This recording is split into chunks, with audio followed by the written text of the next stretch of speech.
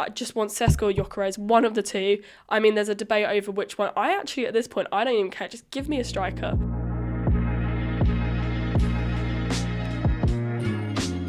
Welcome back to the Arsenal Humans podcast with me, Luce.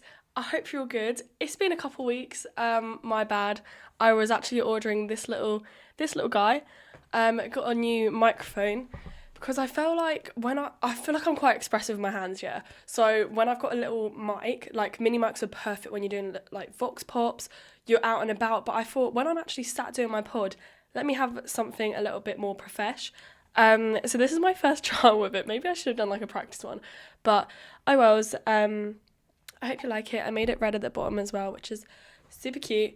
But yeah, I'm back. I'm going to be chatting all about the transfers, the summer tournaments. There are a few tournaments as well to talk about. I mean, Arsenal players, obviously this is a podcast focusing just on Arsenal, and the Arsenal players are only really playing in one of these tournaments, but I thought I'd mention the other ones just in case you want to look out for any other WSL players or any other players in general.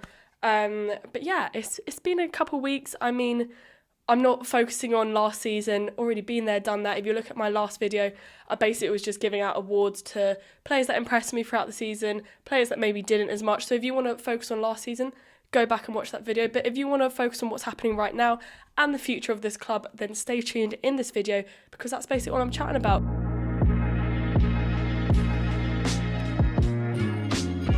I've just realised I'm actually not very prepared with this because it looks a bit plain, looks a bit empty right now, so give me a bit of inspo in the comments of what you want to see laid out here.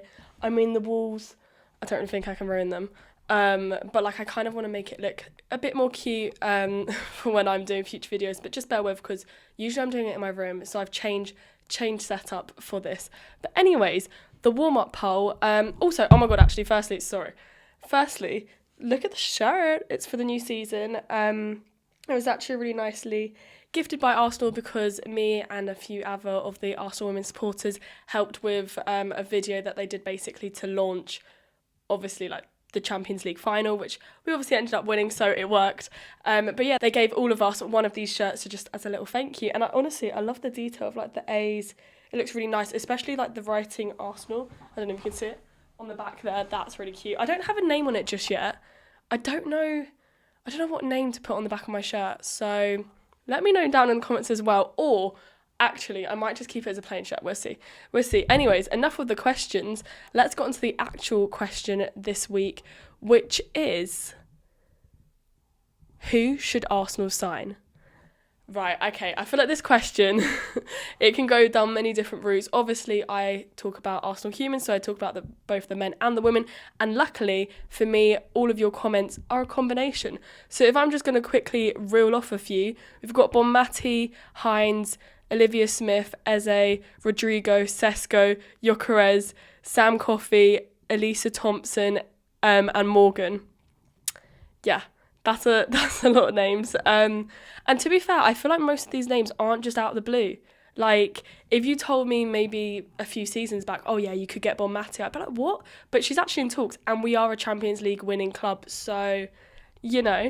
And also, I mean, Taylor Hines, she's actually now in talks with Arsenal because she has recently just left Liverpool. She was the co-captain there, defender, and obviously we want to strengthen our defence. I feel like, to be fair, towards the end of the season, that was the biggest gap for us because we obviously were a bit weaker in the centre-back roles because we had Wiebe Moy out and a few other players. And then obviously with the goalkeepers, we only had DVD really to rely on. And we had Zinsberger coming in every so often, but I feel like our defensive structure was a bit weaker, so I'm hoping that can get over the line. But it's not done just yet, so have to wait and see. Olivia Smith, I feel like any bigger club is going to snatch her up because honestly, she is unreal for her age. She's so young, like early 20s. She's doing crazy things.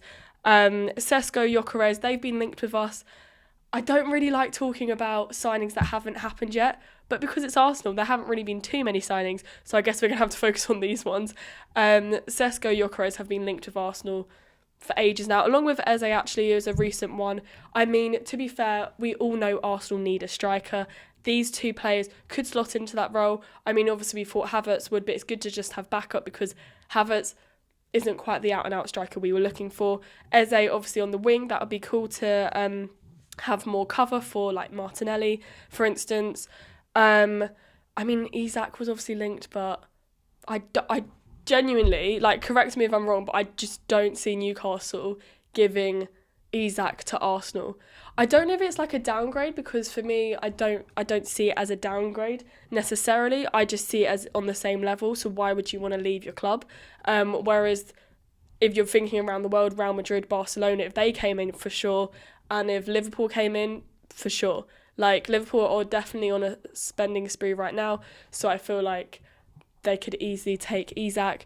But yeah, if I was him, I wouldn't see why Arsenal would be a logical move. But as a Gooner, I want him at Arsenal. So it's kind of, it depends if you look at the player or your own club. But yeah, all of these suggestions, I'd love them at Arsenal. So keep them coming through, because, yeah, these would be pretty cool to have there. But yeah, for me, the main ones, I just want Sesko or Gyökeres, one of the two. I mean, there's a debate over which one. I actually, at this point, I don't even care. Just give me a striker.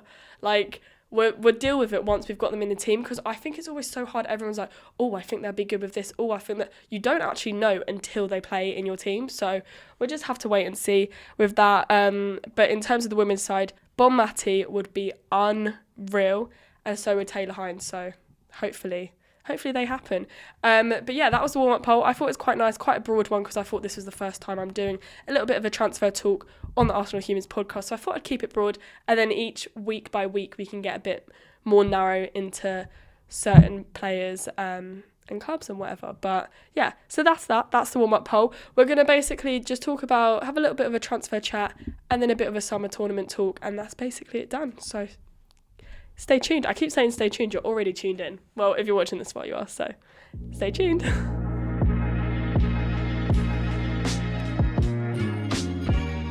Okay, transfer chat. So, as I sort of just said then, I don't really like talking about players that could potentially move to your club, because it's all just chat. Until they've actually signed that paper, until they're actually wearing the Arsenal shirt, I'm like, well, what's the point in talking about you, because you're not at the club yet? And it's caused many heartbreaks over the years, where I'd be like, oh, we're linked with this player, and then we don't get that player.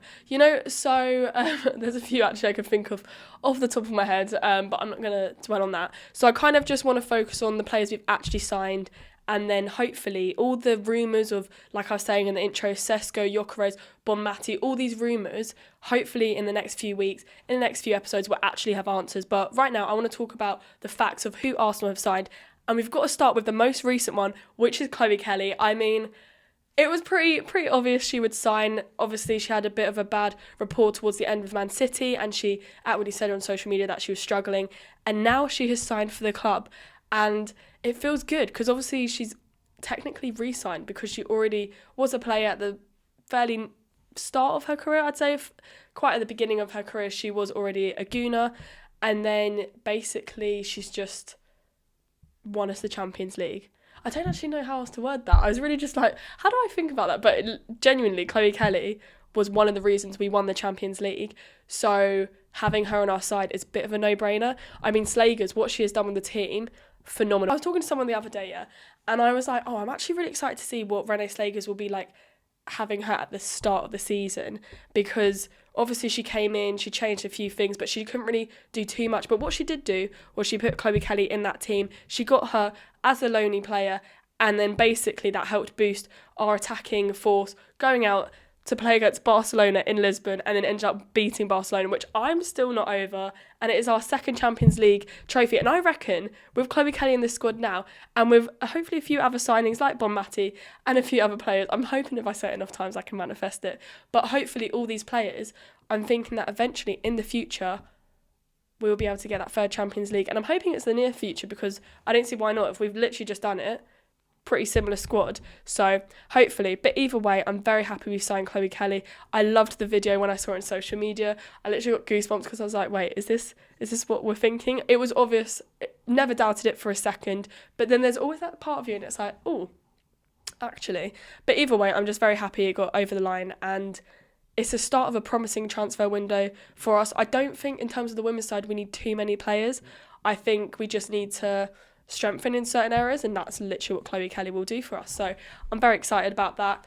In terms of the men's though, I feel like there's an obvious place that everyone's been talking about for multiple seasons now, which is really draining, but it's getting attacking players like any striker. Literally, if there's any striker out there, Arsenal basically want you. But for some reason, we've signed 3 players already, which is great, but none of them are strikers and none of them are attacking players. We've actually signed a goalkeeper, which is Kepa, who came for 5 mil from Chelsea, which obviously is great depth for us because, I mean, we've got Raya as our number 1 keeper, but then it's always good to have a good backup. So, you know, it's good we managed to get another keeper. We've got Zubimendi and Norgard, who are both CDM players, which with obviously recent departures of certain players, we need to basically strengthen up this area. And also, I think what this is going to allow, as much as it's not the striker to get that goal-scoring opportunities as much as you would if you signed obviously more defensive players, I do think eventually it will allow that, because I think, obviously I spoke about this in the last episode a couple of weeks ago, Rice is such a pivotal player when he is pushing further up that pitch, and we saw that with Real Madrid when he obviously scored those 2 unreal free kicks, but it's because he was in the right position. He was able to get assists in other games when we had a solid CDM player. So I think the fact we've brought in a couple, this will really push him up. It will push him up and Erdegaard, and they'll be in level with each other. And I think to be honest, I do think they are 2 of our most creative outlets. So I think having them further up the pitch will just be so crucial for us. And obviously these players coming in, they're on the younger side, but I think it'll be great to just strengthen. Having multiple players in one position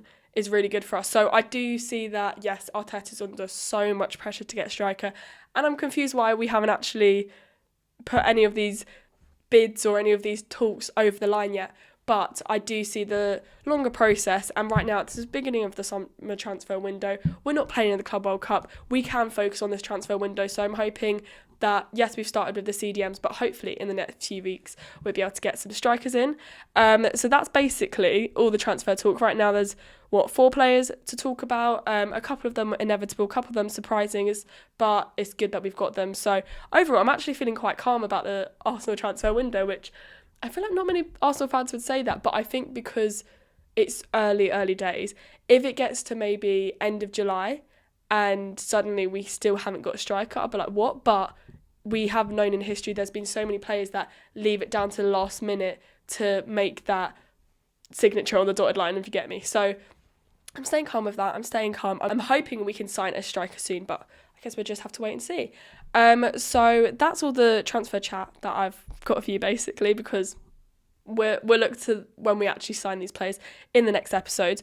Focusing on the summer tournaments, we actually have loads of summer tournaments in terms of women's sport. We have the tennis, we have cricket, we have rugby, we have multiple football tournaments, one of which is the Euros, and we have 12 Gooners at the Euros, which that's crazy. That is crazy. I mean, let me just list off the names. So in Group A, we have Leah Vulti for Switzerland, Frida Mornum for Norway. Group B, we have Mariana Caldenti for Spain, and you saw all of them play the last couple of days in the Euros. It's already kicked off and I'm very excited about it. I mean, Mariana Caldenti, just focusing on her, what she's already done, like that assist, beautiful, perfection. And I mean, that's why she's basically helped us win the Champions League. So Spain look very, very good. Group C, we have Stina Blackstenius for Sweden. Group D, we have Williamson. We actually have quite a few. Let me list them off. Leah Williamson, Lotte Wieben-Moy, Beth Mead, Chloe Kelly, Alessia Russo, Michelle Adjumang. That is 6 players. I was just working that out as I was going along. That's mad. 6 players for England in Group D. And also in Group D, we have DVD and Palova, who are representing the Netherlands. So basically, yeah, 12 players at one tournament, and all of them wear the Arsenal badge with pride. So it's a pretty good tournament.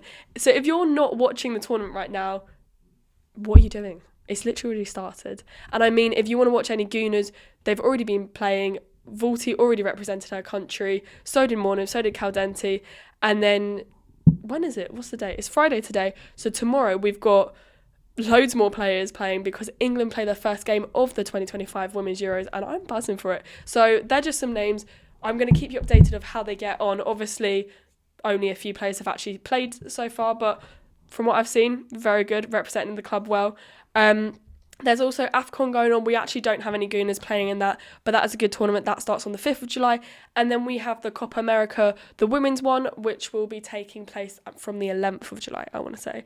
So we do have some other tournaments but we don't have Gooners in those tournaments. But yeah, I'm very excited. I just love women's sport, so I just love that this summer there's so many tournaments to get involved in, and especially as an Arsenal human fan, this summer I'm like, okay, well, we're not playing in the Club World Cup, so the Arsenal teams aren't actually representing Arsenal, but the Arsenal players are representing their home nation. So it is exciting because you can still keep in touch with the Arsenal players and see them out and about. So yeah, it's a good summer. So you better stay tuned, because honestly, it's going to be such a good summer. But if you're not able to watch it for whatever reason, I think most of the games are on BBC, ITV, those sort of channels, then I will be doing updates as often as I can, hopefully weekly, on this podcast, basically to say how the girls are getting on out there. And also, I'm hoping there'll be more transfer talk. So yeah, that is basically a summary of the tournaments.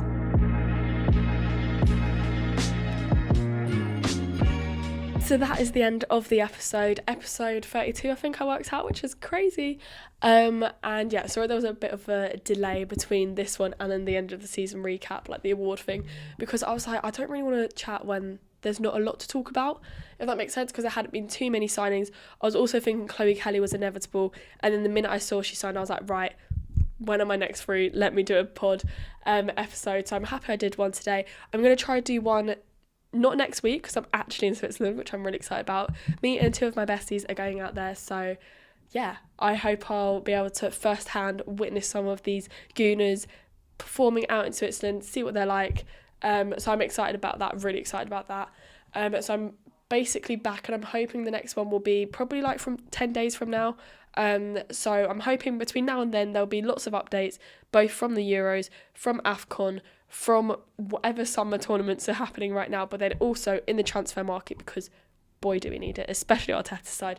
So yeah, that's basically it. If you like this video, please give me a thumbs up and subscribe to this channel, and also comment down below anything you want to see, anything you want me to chat about. If you think I missed out some big news, like Alessia Russo's brother going into Love Island, which is crazy. If you want me to chat about anything like that, then let me know, because yeah, that was a mad one. I feel like that's actually so good for the Russo family, but also so good for the women's Euros, because hopefully there'll be some attraction when people are watching Love Island. He's like, oh, by the way, my sister's here. I haven't really been watching it, so I don't know, but yeah, thank you.